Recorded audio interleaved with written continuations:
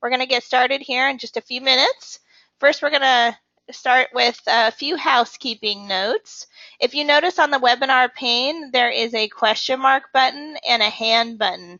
If you should have any questions throughout the presentation, we just ask that you click on that question mark button and a dialog box will open up. And you can go ahead and key in your question. And we'll probably reserve those questions until the end of the presentation unless it really makes sense to announce them right at that time. And thank you so much for joining us today. We know that your time is valuable. We really appreciate you spending it with us. So we've got Dawn Jager with Acumatica with us. Thank you so much, Dawn, for sponsoring these events on a monthly basis. I'll go ahead and let you say hi.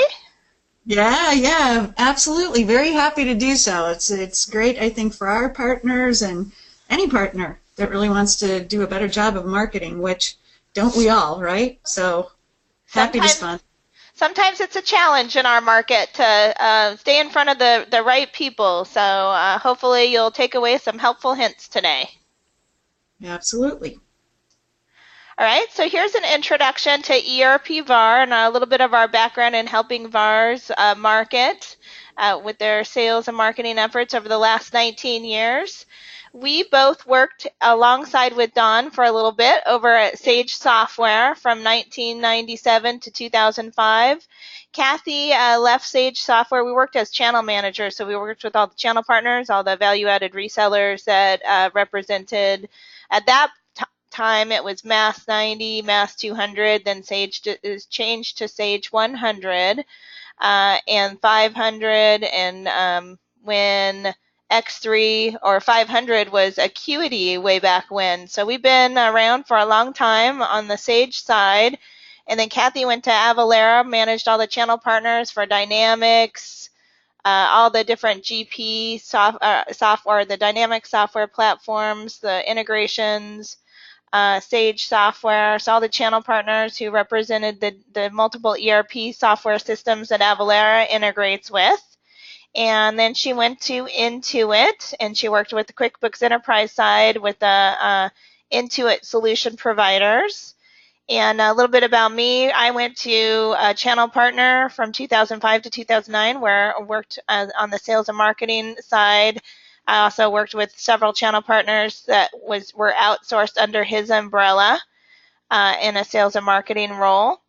And then I started Sales Optimization Solutions, where we helped channel partners from a sales and marketing perspective in 2009 to 2012. And then so we started ERPBar because we really felt like it takes a village to build an online presence, and it takes your relationships. So we put all of our channel partners on one website that we were working with where we could collaborate together, and our channel partners are really the experts in the ERP industry. So we give them a platform where they can broadcast their expert experience via our ERP software blog, where on a daily basis they publish a blog, and we syndicate that blog out through our network who have allowed us access to their social profiles. So we publish a blog every day to our participating VARs through their LinkedIn profiles, through their Twitter profiles, through their Facebook profiles. So we get greater reach, and it helps the channel partners because their picture comes up, and they get to stay in front of the target markets, and they get to broadcast their blogs to the different groups via other channel partners' pictures and profiles.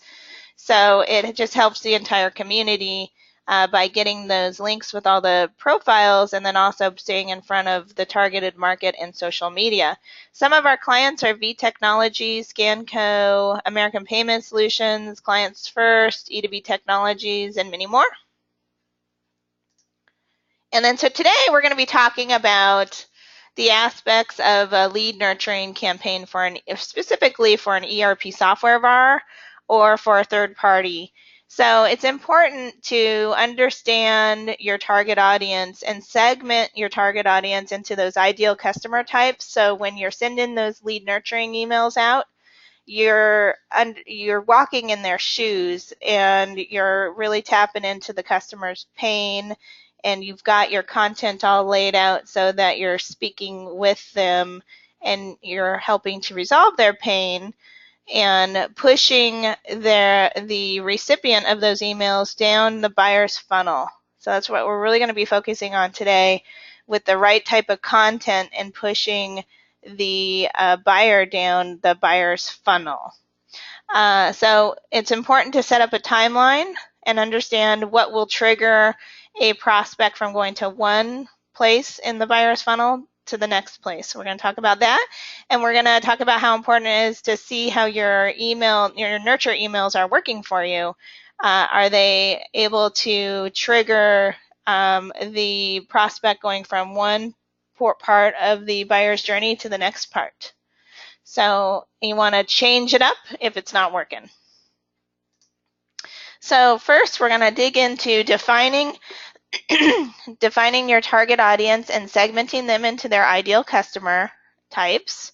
So review your list of customers. It's really important to understand who you've been able to resonate with in the past, and understand what kind of pain you've been able to solve for your customers. And that's obviously, right, common sense tells us that's the industries that we really want to focus on. So pick your top 5 customers, understand what industries they're in, understand what the problems that you specifically, your expertise, not just the ERP software that you represent, but your expertise. What are those problems that you've solved for those customers? And look at the ROI that those customers have been able to gain. Look at the time that they've been able to save with the solution that you've implemented.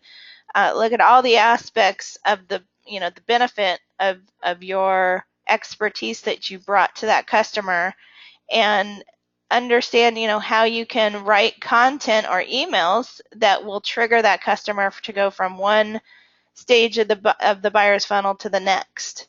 So in understanding that too, understand how the decision makers in the purchasing process, like the CIO or the CEO, or even the accounting manager or the controller or maybe the owner, who actually bought the software in your customer base, who actually made that final decision.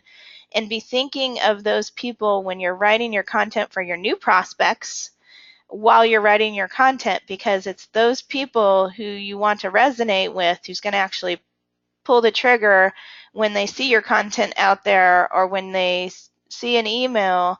Those are the guys that you want to make those connections with.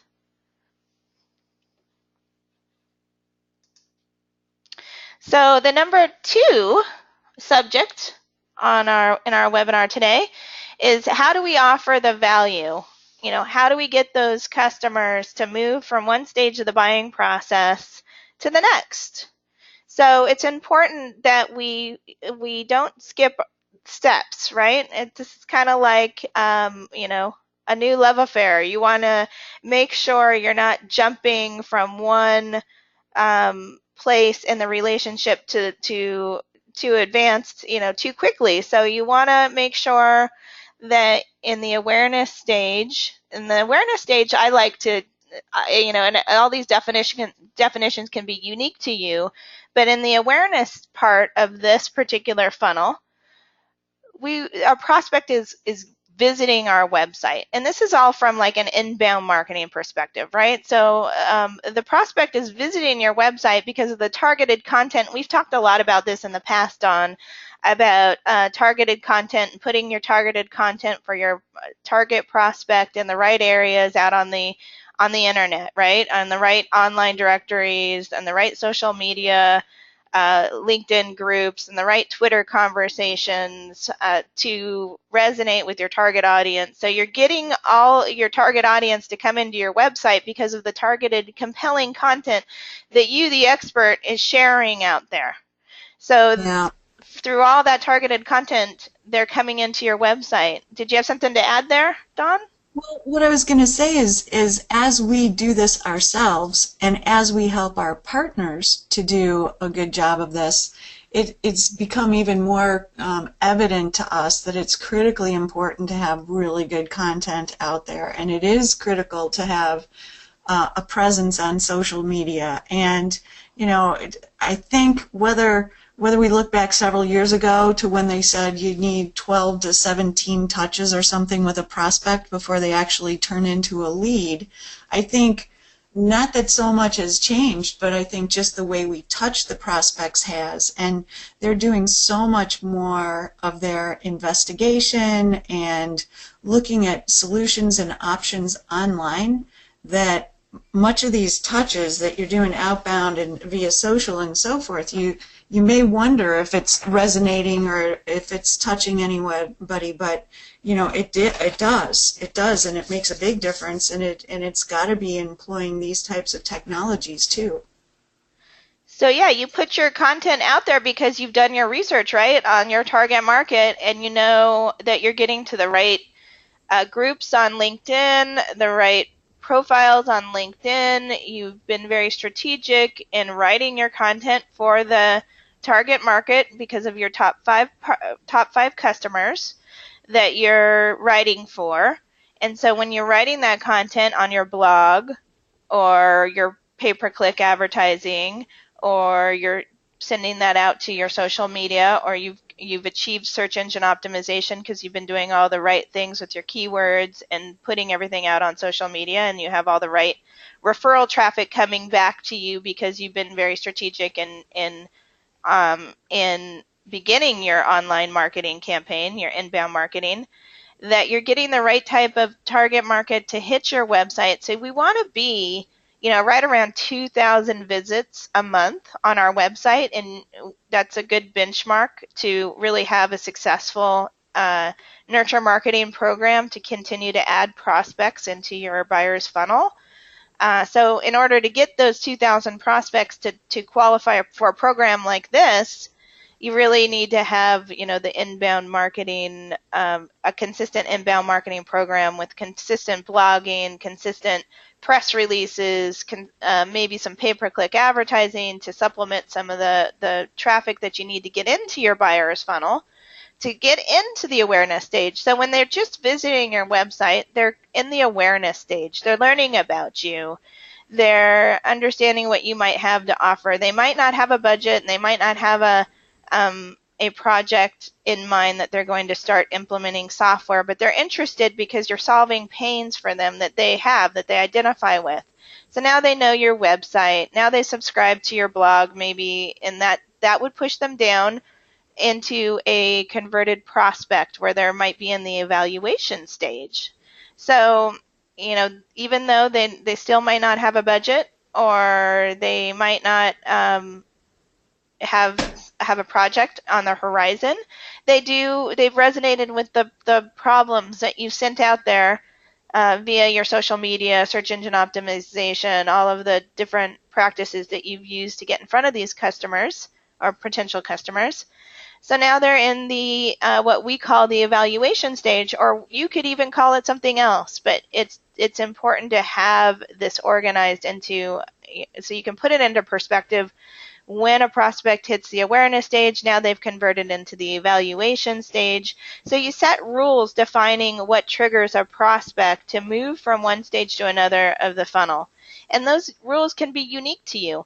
Maybe you engage a salesperson if somebody just subscribes to your blog. Maybe you don't feel like they're ready for a salesperson to contact them. So now they're in the evaluation stage. They just subscribed to your blog. Maybe you understand what industry they're in. You've tagged all your customers with an SIC code. Then you understand that this customer might be in the same SIC code, SIC description. So you develop your content around that target industry and those top 5 industries. Go ahead, And Doc. I was going to say, Adrian, not to interrupt, but I think that's where vendors can help partners too. And we've realized that because I think for years everybody's heard, go vertical. And when you pick your 5 personas, hopefully that's hitting several different areas. And one of the things that Acumatica is doing now is over the next year, our partners are going to see campaigns that they can just participate in, but they're going to be by major industry group and in some cases by micro verticals, because I think the more you're hitting specific pain points and using terminology, and even if it's acronyms that are familiar in a particular vertical, that makes it resonate even more with that particular audience. So I'm glad you mentioned different SIC codes. That's an important factor. And you can also, Don, leverage the vendors like Acumatica or even the third parties that you really have a good relationship with. Like if you have a relationship with a warehouse management solution provider and you really want to focus on, let's say, veterinarian supply distributors or something of that nature. So maybe you partner with them, and since they're a third-party developer, a lot of times they get more traffic to their website. You can put your blogs on their websites, so you can get some referral traffic.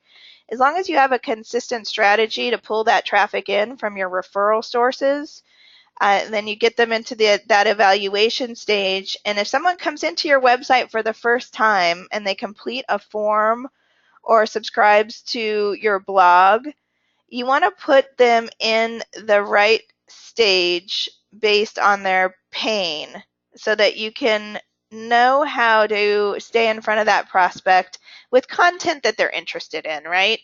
So if you've got this plan where you're writing the content and you're putting it on the targeted areas on the web where you're going to pull in that targeted traffic, and you're always talking about the pain that you can solve for, your emails will also talk about that pain. So you can use the same content and just repurpose it in emails and put call to actions in those emails so you can keep pushing them down into the buyer's journey even further and staying in front of them. If you don't stay in front of them, then they might go to somebody that is staying in front of them. So it's important to stay in front of them in each stage of this evaluation process. And we're gonna take a closer look at each of these stages further on in the presentation. So in the evaluation stage, we might want to send them, webinar invitations, ebooks, and white papers. And if they continue to convert on these forms, then maybe you feel comfortable to have a salesperson interact with them and qualify them to push them down into the evaluation stage. It's all about where you want to trigger the qualification and prescribe the right information to solve for their pain.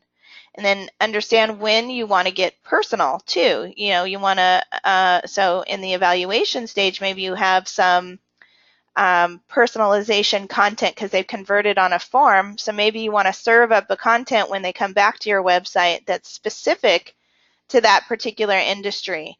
So there's tools out there, inbound marketing tools, that can trigger the right content when the right prospect comes back into your website. You can serve the content that actually speaks to that prospect's pain because you've set this entire, automated inbound marketing system up to address this particular prospect based on their IP address. You always know when they're coming back to your website because they filled out a form, and then you've identified them in your system to belong to this bucket of targeted people, and then that's the kind of content that they only see when they come back to your website. So it's very strategic and automated, and we're all VARs out here, so we know that's what we want to do for customers. So why not apply that to your own processes from a marketing perspective?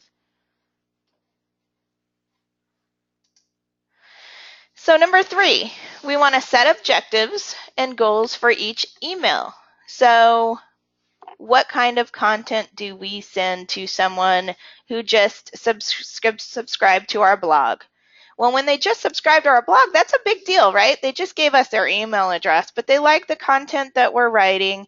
So look at the content that prospect subscribed to your blog. You can tell when somebody comes into any individual blog, they were interested in that content. So obviously you must have been solving for some sort of pain for them to get interested to subscribe to your blog. So do some research about that company and see which of those 5 companies, if they belong to any of those targeted groups of those 5 companies, now you know what industry and some sort of what pain they might have. So what's the purpose of the content, the next piece of content that you're going to give them? Is it a webinar that you're having for warehouse management where you're talking about a workflow that is with EDI and anything for the warehouse management prospect? Yeah, that would probably be a good piece of content to invite them to. But we need to know who they are and do a little bit of research. And maybe we don't want to just jump on the phone with them when they just subscribe to our blog, but we want to make sure we're nurturing them the right way and getting them the right type of content, and then see if they convert again. And then you know that they're interested, and now they might be in the engagement stage. So send appealing offers with the intention of moving them down the funnel, because we want to get them to turn into a customer, right? And so there's some tools out there that you can use that can supplement your inbound marketing program. There's retargeting solutions like AdRoll. So if somebody comes in and converts on a form on your website, then you can use tools like AdRoll. So next time they log on to Facebook, they can see your call to action advertisement on Facebook where they can click on that. And it's a targeted advertisement for that specific prospect that came in because you're using an automated inbound marketing tool, and you've identified that prospect to belong to that group of targeted prospects. And so now you're serving up an ad on their Facebook or their LinkedIn or their Twitter, and they click on that ad, and you only have those prospects in that pool that have filled out the right forms, that you've put in that right nurture basket. And so those prospects belong to that group that get those ads on those particular social media platforms. Dawn, does that make sense? It sure does. I was on mute, but yes, it absolutely does. Perfect. That's the kind of thing that we try to do. Sometimes I feel like I might be speaking a foreign language, so I want to make sure everybody's following me. Yes. So we want to set our sales workflows, right? We want to make sure we're engaging the salespeople at the right time, and that's comfortable for your company. And this takes management or your employees to kind of get together and say, okay, so what trigger will tell us when a salesperson should actually engage with that target prospect? So is it when they subscribe to our blog, and then maybe they come to our webinar, and then now is it time for a salesperson to talk to that prospect? Or maybe you want to qualify it too because they came back to your website and they visited a certain page, or they just came back to your website. So now your salesperson gets an email saying, this prospect came back to your website and visited this page. And then maybe management sets a activity up for that salesperson automatically, because the workflow has triggered an activity that this salesperson needs to follow up with this prospect to get more information because a certain set of events have occurred. They came into the website, subscribed to the blog, and they came to this webinar now, and they came back to our website and visited any page. So now it's time for our salesperson to call that prospect and dig a little bit deeper and put them in a pain bucket. And now you're, maybe in the evaluation stage because a certain set of criteria has occurred that push that prospect down to in the buyer's funnel. And so now the salesperson is tagging that prospect as they move through the buyer's journey.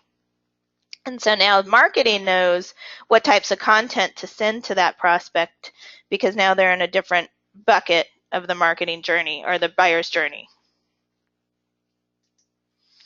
So sorry for the small print here, but there's a lot of information to share. So we want to set up a timeline for our emails, right? So when we want to base it on the ERP software buyer sales cycle. So we need to define the awareness stage timeline. So how we do that is, these are the visitors coming into your website. They might not have converted to a lead yet, but we can look at our previous customers, right? And we can see, how many visits did it take a customer, our target customer, to our website to convert to a lead? And then what form did they fill out to convert to a lead? Did they subscribe to our blog and then come to a webinar? Did they download a white paper or an ebook? And develop some consistency there so that when this particular targeted industry prospect comes back to your website, you know what types of content to serve up to them so that they do convert to a lead. So that's what we kind of want to develop, is what's worked for us in the past, and then put more of that into practice when those same targeted prospects come back to our website. So we need to define the stage timelines. So what can trigger someone moving from evaluation to engagement to conversion? So once they fill out a form and they become a lead, now they're in the evaluation stage. So now you have their contact information. You have at least an email. So now either marketing or sales can be brought into the equation, and they can look at that email address. And if it's, a company associated email address, they can obviously look up the company domain, and they can understand what industry bucket that particular prospect should be placed in, and then understand from all your other customers what pain you solve for that particular person. And now the salesperson tags them in your database as this particular persona or prospect. And so now marketing can continue to engage with this prospect, because now they're automatically on the marketing lists, where the marketing folks can make sure they get sent webinar invitations that they're already doing, because they have a consistent schedule, and that they're already sending those white papers and the targeted blog topics. So maybe it's a Acumatica prospect. So you want to make sure that these prospects get a cloud ERP blog, and that those cloud ERP blogs have call to actions in them. So anytime you have a cloud ERP related blog, you have a call to action in those blogs. And so maybe you only had like their blog subscription, and the salesperson now has tagged them to Cloud ERP. They're getting the blog topic, so now they fill out a conversion form for a white paper or an ebook, because you have a strong call to action. 7 mistakes to avoid when implementing Cloud ERP. And so they fill out that call to action, they click on that button, they go to a landing page that has a form on it, and now you can get more of their information. Now you have more than their email. You have their first name, last name, company, industry maybe, if you want, on that form. You don't want to have too many form fields or people might not fill out your form.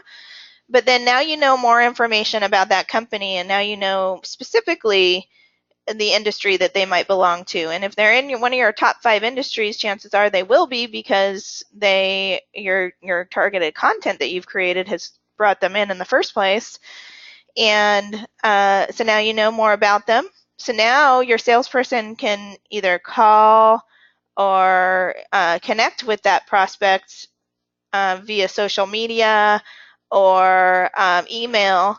And now they know the specific information that they need to prescribe a solution to their pain. So start prescribing, start understanding what kind of pain that this prospect has, and now the salesperson has enough intelligence so that marketing can engage with them and be sending them the right information based on this particular prospect's pain.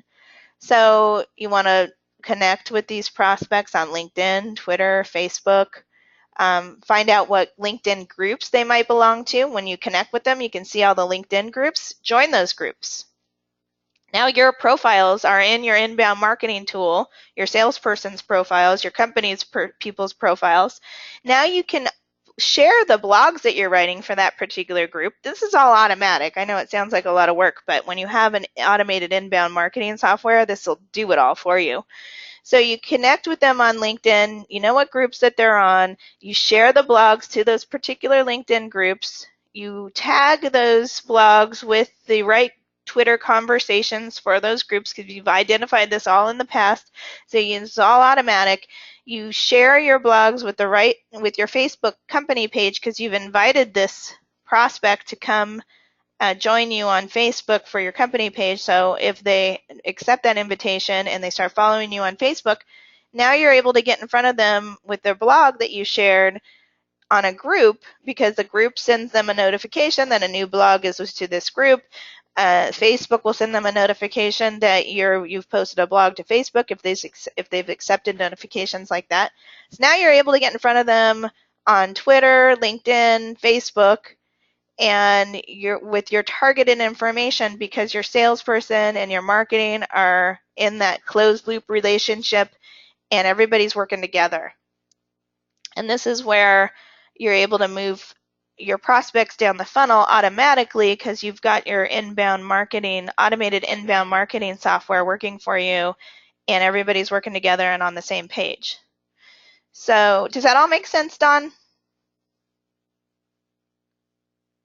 It does. It does. I better quit putting myself on mute. But yes, it does. I mean, and the thing I want to say is that sometimes it seems like a lot to keep track of everything and all the different stages and be doing your best at outbound and social and everything to keep all these phases going. So I think for some partners are more adept and they might have a marketing team and they might have, or even some one person dedicated to marketing, but maybe some of the things that you can touch on is just highlight the things that even if you're doing it part-time and trying to do the best job you can, maybe you can highlight, Adrian, the things that you think are the, let's say, easiest places to start so that you can find some measurable impact for what you're doing, because the more you pay attention to it and the more you do these types of things and you get rewarded, it's like anything, when you get rewarded for your efforts,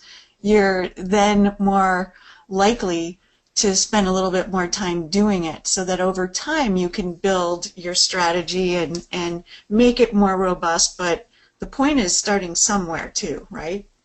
And this is really easy to do. I mean, because obviously I do it all day long, right? But if you have the right inbound marketing software, all this stuff is already populated.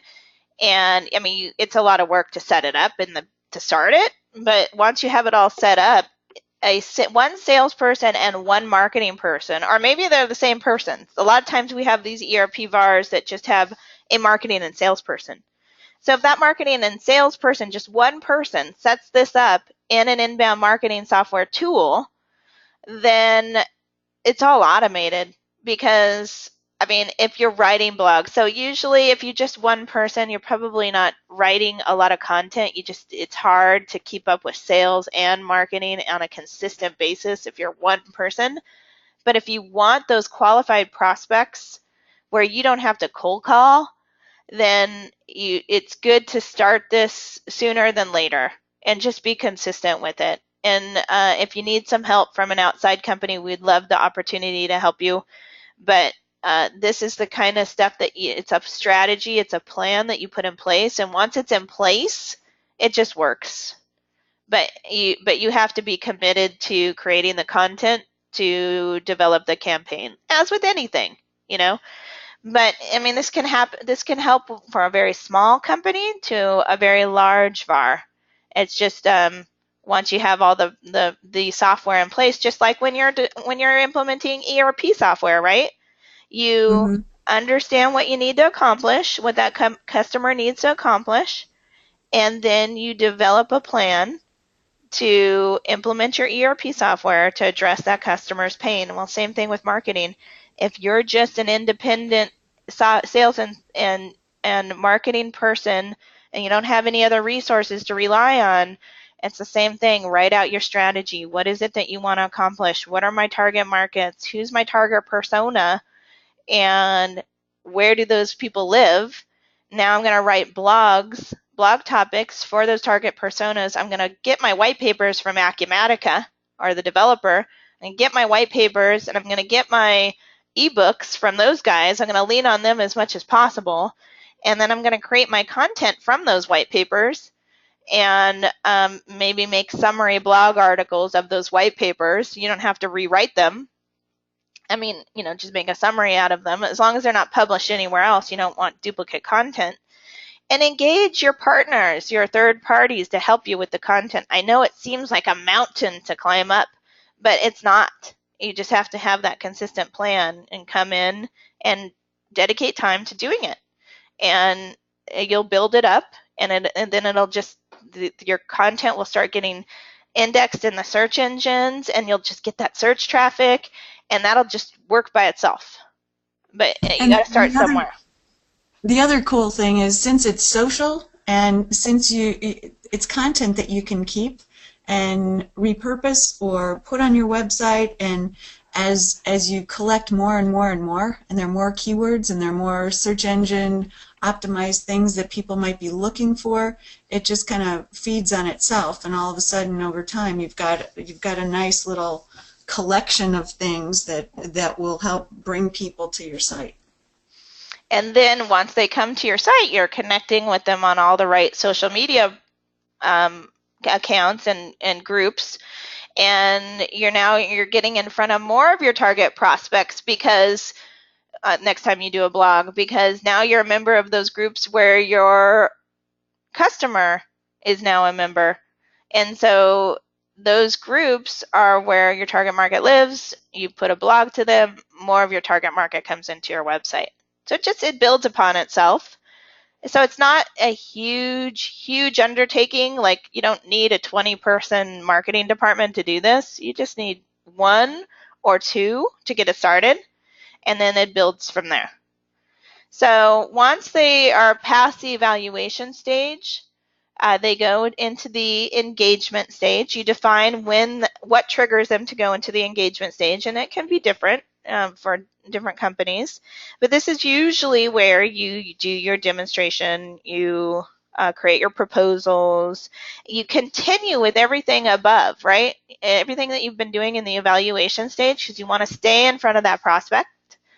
So you continue sending them the webinar invites and the targeted blog topics, because your inbound marketing software has put them in a nurture bucket that those particular pieces of content automatically go to this group of people on your list.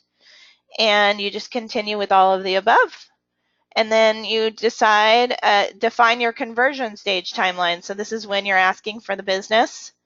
They're supposed to come up with a decision. You've given them their proposal. You've asked them, okay, so when can we put some time on the calendar to review?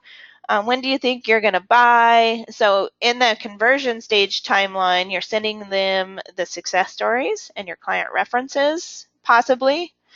These are just ideas. It's up to you, but these are the types of content that I would recommend sending to them.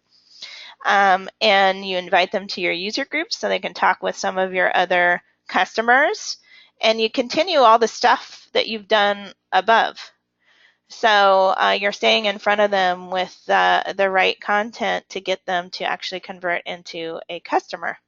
And your salesperson's obviously working lockstep with the marketing department. Does that all make sense? That creates loyalty. All right. Yes. So what do we do now? We evaluate our success and continue optimizing our campaign. So just know that there's always room for improvement. A subject line. I mean, we do this for a living. We send out webinar invitations, and it's all about the subject line. People have such a low attention span. It's not personal. But if you can keep your subject line short and sweet, and understand, like, you could be having let's say a webinar, for instance. So you're inviting your database to a webinar. You could have a subject that's not resonating with your audience, but you think it's really good. You understand it, and maybe nobody clicks through, and you don't get a lot of registrants because the subject line they just didn't like the subject line, or they didn't resonate with the subject line, your target market. So you change the subject line next, and then maybe you get 100 people to register because that totally resonated with your target market.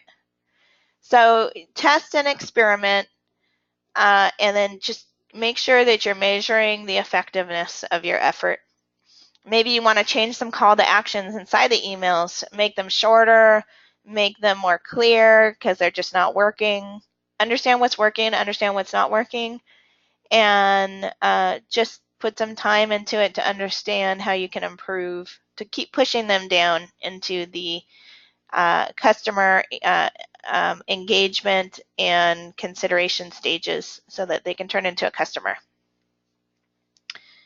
And in summary, what do we need to do? We need to define our target audience and get them understand where they live on the internet so we can get them into our awareness stage, and then make sure we're segmenting them into the right stages, offer the value, understand the pain you're solving for, make sure you're getting the right content to those folks, and set goals for each email campaign where you're intending to move them down the buyer's funnel with a call to action.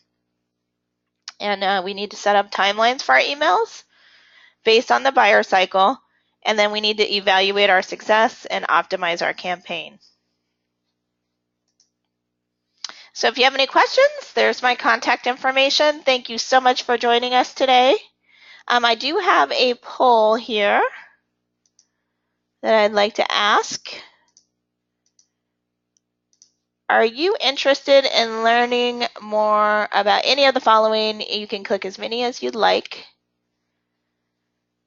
And we just appreciate you being with us today.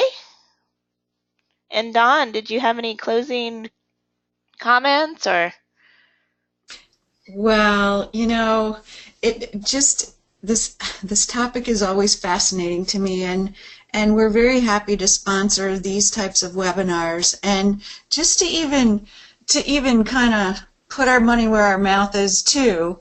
We're looking at doing some of these industry vertical type of webinars and focusing on ISV solutions, and in doing so, helping our partners and prospective partners learn more about, not only a different type of ERP solution, but other solutions that might help broaden the market.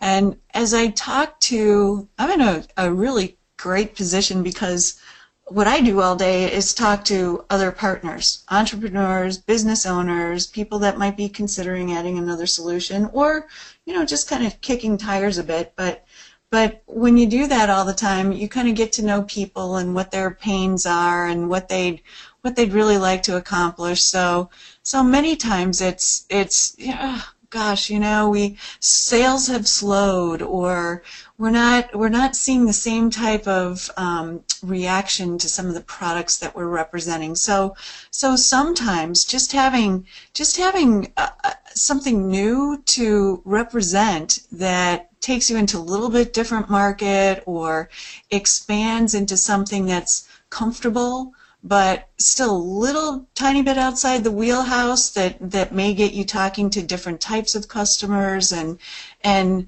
anything that can be an incremental add to your net new line and your revenue line. I think that's what's a home run, and that's what we keep trying to do to help our partners find ways to do that, expand their markets, represent something that's a little bit different, increase their search engine and their social presence, anything that's helpful like that. That's what we attempt to do. So as partners endeavor to do this, know that vendors are trying to do this too also, and to get more leads for partners and to support your efforts. But bottom line is being I know you are, Adrian and Kathy, you're both focused on channel, and so are we, 100% channel. So we really appreciate everything that you do. For whether you're part of our channel or not, we appreciate channel partners, and thanks for attending. Love to answer any questions too if people have them. And Let's see. I don't see any questions. I just want to remind the audience, if you do have a question, go ahead and click on that question mark button next to your name. We'd love to answer any questions that you have about Acumatica's partner program or about ERP uh, inbound marketing best practices. One of the things that we could do, Adrian, is talk just briefly about the next two sessions that we're doing. Yeah, that would be So, great. yeah, Um, you have the dates in front of you, right? yeah, you know what? I'm going to just pull up a web browser here. And We've got another marketing session like this planned for December, hopefully early enough that it doesn't conflict with everybody's a tough holiday schedule.